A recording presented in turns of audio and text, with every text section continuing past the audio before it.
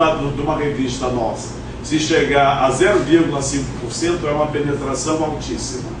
Para vocês terem ideia, a Science é 16,7%. A Nature, acho que é 14,4%. Então, são revistas lidas praticamente por toda a comunidade científica. E a nossa, se chegar, nós temos a Geomorphology, que é uma revista de alto índice, né, de penetração. Então, quem publica numa revista desse porte coloca o seu saber à disposição do mundo, praticamente. Um mundo que vai ler em inglês, ou em francês, ou alemão.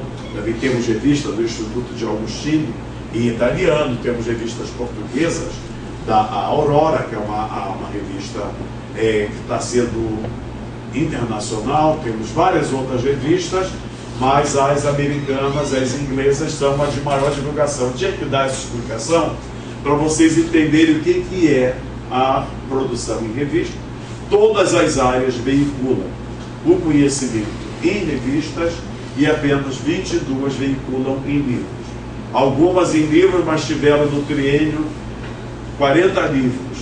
Nós avaliamos 400 e quase 500 livros em geografia. E depois nós vamos ver esse resultado entre periódico e livro. E o outro dado que eu queria chamar a atenção, na medida, porque eu vou insistir muito na produção científica, principalmente dos nossos orientandos, nossos pós-graduandos, é extremamente importante para você colocar o saber nosso em questão, para que as nossas pesquisas sejam conhecidas aqui no Brasil e no mundo, sem o rótulo de produtivismo. Não é que muita gente começa a criticar a CAPES falando, isso é produtivismo puro. Não é produtivismo, é produzir ciência e colocar a ciência em questão e publicar e divulgar o conhecimento. O livro, infelizmente, ele tem esse limite. Eu sou totalmente favorável ao livro, mas o livro, como que eu entendo a produção? Então, veja só, nós temos agora duas professoras nossas que acabaram de chegar de um evento, não sei se mais sei das duas, a professora Alexandra e a Alexandra, que chegaram de Goiânia, do encontro de prática de ensino de geografia. Tá? Aí veja só, lá você leva uma comunicação, ou faz uma comunicação. É o primeiro teste daquilo que você produziu. Aí ele vai sair em forma de comunicação e evento. Isso a CAPES nem está contando lá. Dali o professor volta do evento, aperfeiçoa aquilo, faz um artigo para uma revista. Aí encaminha, porque já passou pelo crivo de quem assistiu, foi discutido, ele já se submeteu a um evento, aí transforma num artigo científico. Depois de publicado na revista, aí ele faz uma adaptação e vai botar num livro ou em forma de coletânea, ou se ele tiver muito material, vai fazer um livro individual, ou se tiver 2, 3 pessoas, vai fazer um livro. Agora, se eu colocar um conhecimento novo em livro, eu não posso mais colocar na revista, porque ele já perdeu a originalidade. O livro pode ser divulgação do que foi produzido.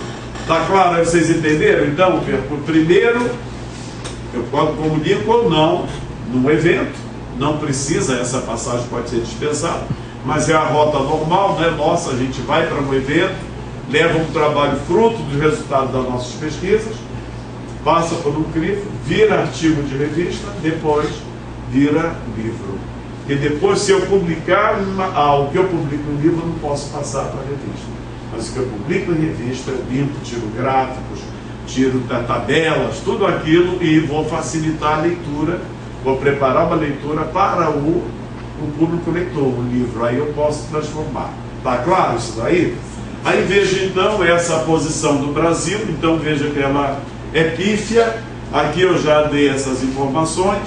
E veja então o número de doutores no Brasil e o número de doutores da Suíça. Veja o tamanho da Suíça.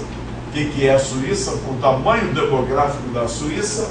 Veja a quantidade de doutores que ela tem. E veja aqui o Brasil.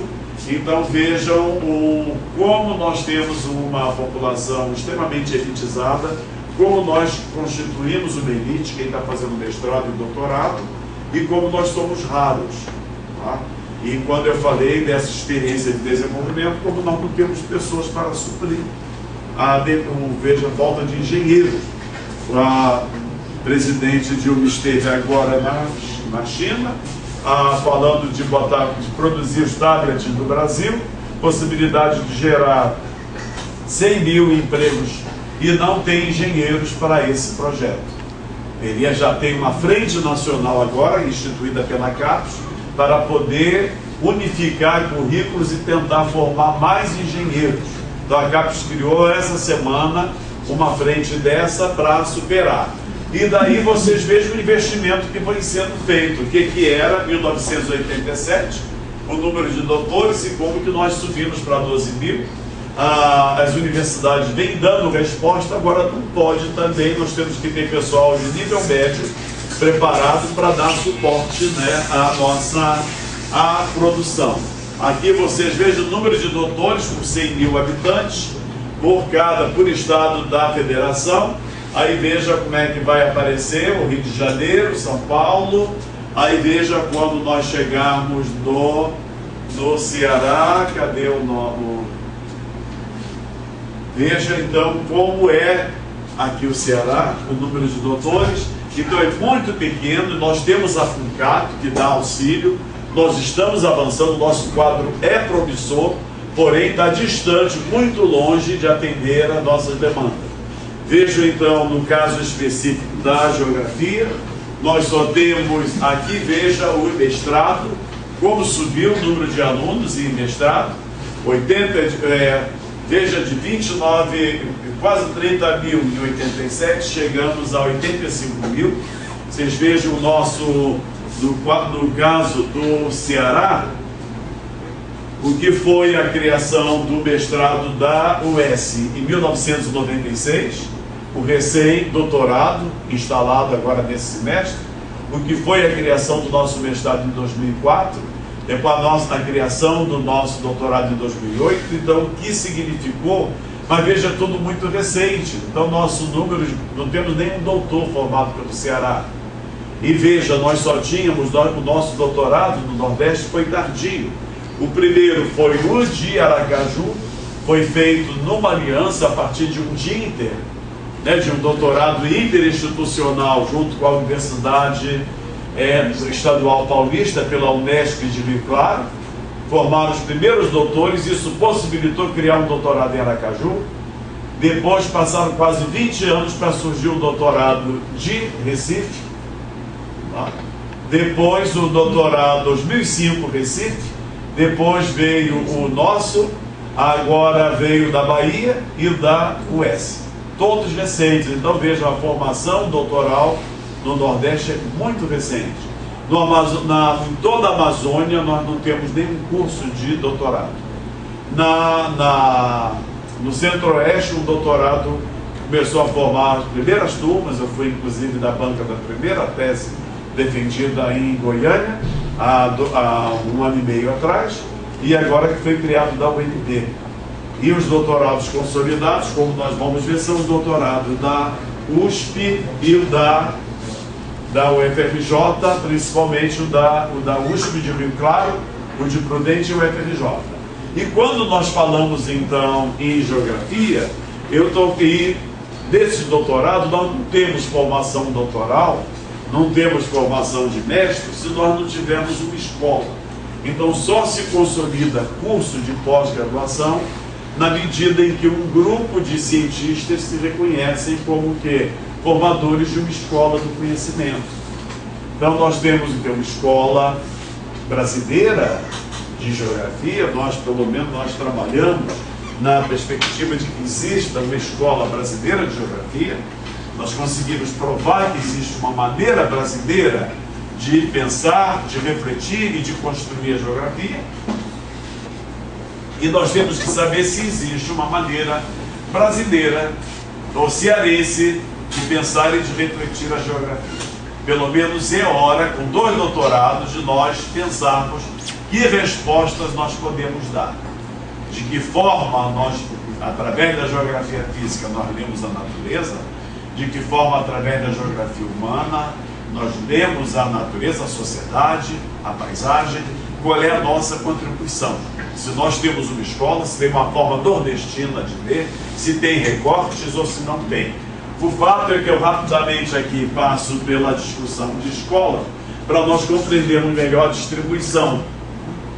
Então, o que seria uma escola? A escola pode revelar, na verdade, tratar-se de grupos mais ou menos definidos, diferenciados, e que em muitos casos se opõem. Entretanto, o que dá visibilidade e caracteriza ou configura a escola é aquele grupo unido em torno de determinados princípios ou doutrinas. Entendemos por escola o conjunto nacional e tentarmos verificar se a geografia brasileira já se constitui ou se configura como escola.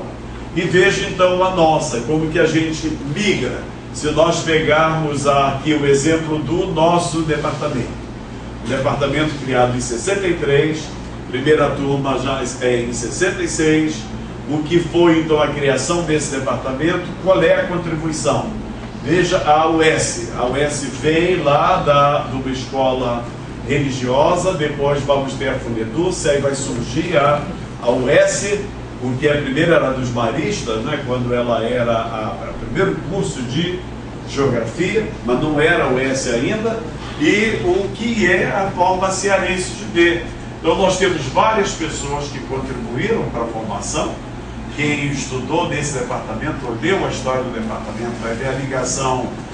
Era departamento de geografia, depois passou a ser geociências, porque não tinha geologia no Ceará, e a geografia criou a geologia. Então a geologia é fruto desse departamento de geografia, aí virou geociências, a geografia cria autonomia, e nós continuamos com geografia.